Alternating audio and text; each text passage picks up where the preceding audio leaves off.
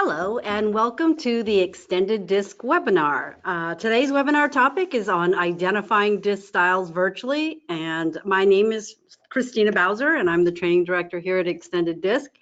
Joining me today is my colleague Markku Kauppanen, president of Extended Disc. Hello everybody, and hello Christina. Hello. Well, this is the last of our summer series, although we're in a Houston tropical depression right now. There's a lot of rain going on. But it is the end of summer. This topic, wow, Markku, it went over really, really well. Well, we knew it would be popular, but it's always nice to see when the attendance is even more than you expected. Exactly. So as always, we're recording this webinar. It's a fast 15 minutes. So unfortunately, we won't be taking your questions live. Please put them in the question section. Hopefully all of you guys can hear us, and we'll follow up with you after the webinar. All right, Markku, can you get us started? Let's talk about identifying disc styles virtually. Well, let's put it in the context of the 4 steps that we always use when we implement extended disc, where we want to understand the model first, then we use our own assessment to create that confident self-awareness, and then we'll need to identify the styles of others, and that's really what we're talking about. Of course, in our 4th step, the last one is how to adjust our style. How do we make those behavioral modifications to help us to be more successful? And I don't know if you get this question, Christina. I've gotten this question so many times when we talk about identifying styles. People ask me, Markku, is it possible to identify people virtually? Do you get that question? Oh yeah, in fact, sometimes when I do say it, they're surprised, like, I can use it in emails? Yeah, and when we talk about this 3rd step, and I think the thing that we always try to emphasize, and I think is probably the most critical thing not to do here is how to identify somebody's style, is you don't want to jump into conclusion too quickly, because I believe that it's worse to try to kind of jump into conclusion and say this person must be, let's say, an I style, when in reality they are not. When you start behaving in a way that tries to kind of talk the I language in this example, and if they're not an I, you would be actually better off not modifying the behavior at all. So It's really, really critical that you start looking for patterns of behavior. And in today's world, we interact so much virtually with emails, telephones, video conferencing, webinars, and things like this. This is a critical area where we need to develop skills how to identify somebody's styles, because you want to look for those patterns of behavior, and only then you can be more comfortable and confident that you know who the other person is, and then you can make those behavioral modifications. Yeah, and I think one of the reasons why today's topic is, so popular is because most of our interactions now don't occur face to face. We were joking that in our office alone, where we just sit literally between a wall between us, we're more often sending an email or just picking up the phone. Well, email is very effective communication, and that's why we use it so much. And in business setting and any kind of organization settings, obviously we're interacting not only with other departments, people behind the wall, but especially with the competitors. I'm sorry, not really competitors, I'm going to say customers, vendors, virtually. And we need to develop skills how to identify their style using this medium. All right, so today, just because, again, we want to just give you a quick overview, we're going to just touch upon some ways to identify disc styles virtually. But just also, and I'll repeat it later, I'll be putting out a blog probably sometime in the next week or so that will have a lot more information in it. So yeah, we can't pack everything in this 15 minutes. All right, so let's go ahead and get started, Markku. Let's talk about identifying disc styles. In this case, let's talk about emails. Well, email communication obviously is so frequent, and I communicate with the outside world with email more than anything. I don't know if that's the case with you, but email is actually a very easy way to identify somebody's style. Again, here the caveat is you don't want to get a couple of emails from the person and jump into conclusion that this is the person's style. You again want to look at those patterns, behaviors, your telephone communication, but email is one area that I think you need to develop a skill to have one more data point to be more confident in your identification of somebody's style. Yeah, and actually I always try to remind people, when we're identifying disc styles, one of the things I love that Markku says is it's part science, part art, right? The purpose is when you're identifying someone's style is to give yourself more information about that person so that you can make the appropriate adjustments. However, we're not locking them in. It's not like all of a sudden, oh, that person's definitely an I style, and then you just focus on I style. The art part comes into play is as you gather more information, you may be refining your identification of that style. Yeah, your confidence level in the identification gets stronger and stronger. And one tip, and we have talked about these in other webinars, is that often it's more important to identify who they are not. We all a combination of all 4 styles, but when we actually talk about extended disc profiles, the most common profiles type is actually when there are 3 disc styles above that famous middle line. And that means that one of the 4 disc styles is typically quite low.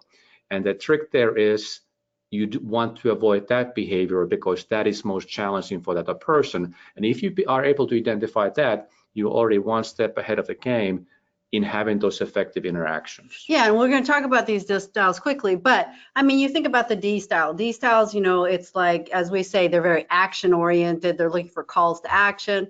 Their emails typically are quite blunt and brief, you know, not a lot of detail, not a lot of chit chat, not even punctuation or grammar, right? Because they're just like, put it in the subject heading. You know, have you ever gotten an email from a D style? Yeah, a lot of times the subject line is the email. Yeah, There's exactly. nothing else. What time is that meeting today? You open the email, it's like there's nothing there. That was their signature. And the length of the email is one easy way to help to get one data point.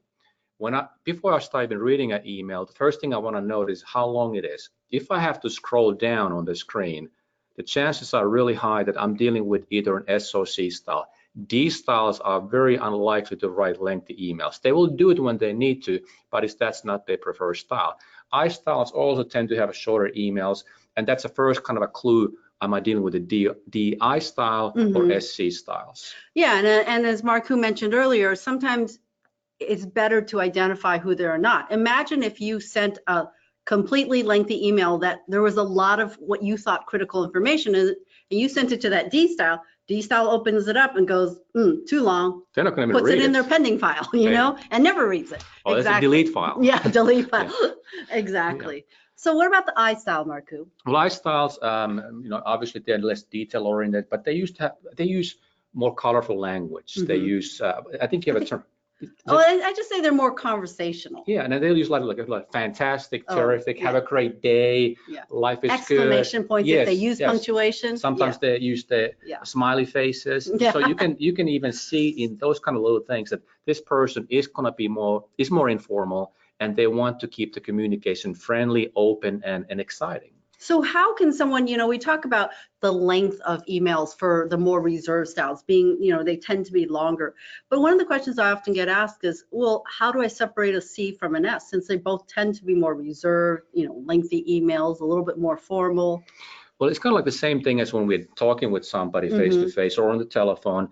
Pay attention to the kind of words they use.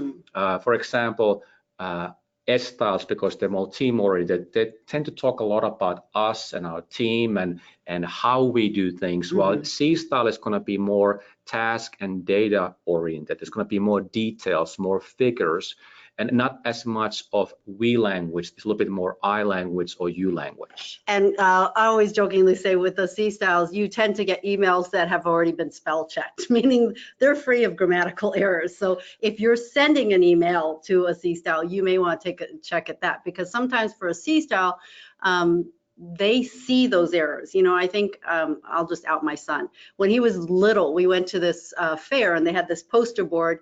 He was like, I don't know, 5 years old, and he saw this mistake in the post board. He wouldn't leave. Like, he's like, there's a mistake right there. Yeah, it's a distraction. That's where they're focused on instead of actually the message you're trying to communicate. Exactly. So, you know, the tips are very similar to identifying the styles. You know, we want you to just think about match and mirroring, right?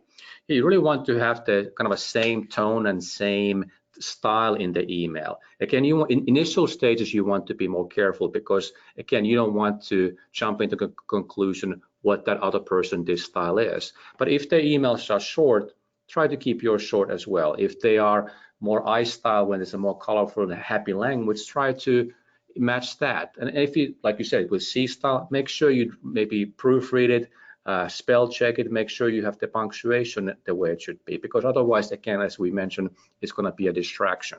What about timing of emails? Like, do we ever think about, like, do we send it fast? Do we take it slower? That's a great question. Kind of a rule is that if you're dealing with a D style, if a D style sends you an email, you want to reply quickly. Now, I think we always want to be responsive in our email communication, like any other communication. But with D styles, you want to reply fairly quickly. With I style, if you think it's appropriate and you have some rapport with the person, you may actually want to pick up a phone, because often they prefer that phone conversation. What I learned with S styles, because S styles, they are not as quick to move sometimes. And especially if it's a communication that is very important, if you reply too quickly, they actually may feel pressure. Now the other person is pressuring me, they feel, and point, that might be the other distraction. And with C style, you want to make sure again that everything is spell checked, and you include the data and make sure you answered all of their questions. A lot of times I've noticed over the years is that when you most people, you're more effective if you only have one question per email. Then you're going to get a response to that. But when you have more questions, often you only get a response to your first question, and others I ignore. Now, when a C style sends you an email and they ask several questions, you should make sure you answer all of their questions. Otherwise they will get a little frustrated. Good to know. All right. Well, we could talk all day about this, but I do want to touch upon another virtual way of communication, which is the phone. Telephone, obviously, also very effective. Now, the great thing here is that we have opportunity to really pay attention to what kind of words they use more spontaneously. For example, what kind of questions they ask. We can now listen to the tonality. D's and I's tend to speak a little bit louder than S and C styles. And always a great way to really focus on somebody's style is really paying attention to what type of questions they ask. D styles ask a lot of what questions, I styles a lot of who questions, S's prefer those how questions, and of course C styles want to know the whys. And in terms of identifying D styles, a lot of times we often just get people's voicemails, and with D styles, it's going to be short and sweet. You know what to do, beep. It's like you're done.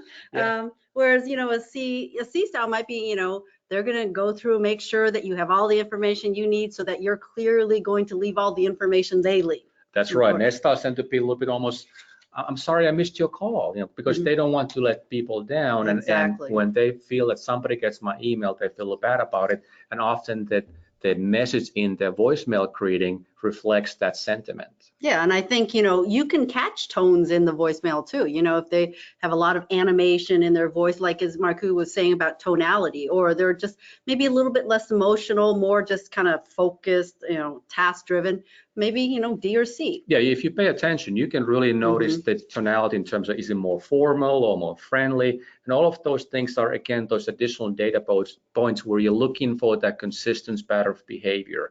And if you notice that their voicemail is quick, to the point, you know what to do. The emails are very short. Now you have two data points that, hey, really this suggests that I'm dealing with a D style. Again, you want to use caution, but you have two data points now that will make you more comfortable in knowing who the person is. Right. And really the bottom line goes back to, how we use DISC, how we train our clients to use DISC, how we can go back and use the assessment. All this information that we've provided to you, other than specifically about phones and emails, are built into the individual assessment for the person. They talk about how to understand the DISC styles. Obviously, your own style, that self-awareness, that identifying the DISC styles. This is a screenshot directly from the report itself. Yeah, it provides them a tool that, hey, look at these, ask these two questions. Is the person more active or reserved? Are they more task or people oriented? And when you have several data points, you can be more confident in identifying again who the other person is. And then you can get to that fourth and most important step. How do I modify my style to be more successful? Right, and it's simple. It just takes practice. The more practice, the more it just becomes what we do. So thank you guys all for joining us. We could talk, obviously we love this topic. We could talk a lot about it. I will the blog that I put out next week, it will have a lot more details, kind of go into more depth about the DIS and C styles. We actually have an exercise called Identifying DIS Styles Virtually. You can download that if you're a client of us, active client, from our VIP client resource site. And we have another webinar. Yeah, we're getting our fall series. Our fall series. You see my nice little decoration. I love it. People ask us all the time, what's your favorite part of the DISC report? Which part should I use? Well, as trainers, we all have our quote unquote favorite parts. And this one is one of my favorites, and I know a lot of people use it as well. It's the at a glance section. So we're going to give you a couple tips on how to use that particular part of the report. It's going to be a great topic and a great webinar. And go to our website at extendeddis.org. On the top toolbar on the right, you find an events tab. All of our upcoming webinars and other events are there. And make sure you register the webinars, even if you can't make the time, because they all will be recorded. And if you have registered, you will get the link to the recording. All right, thank you. We'll post a recording on our website as well as our YouTube channel if you missed any of it or you want to review or share it. Have a great day, people.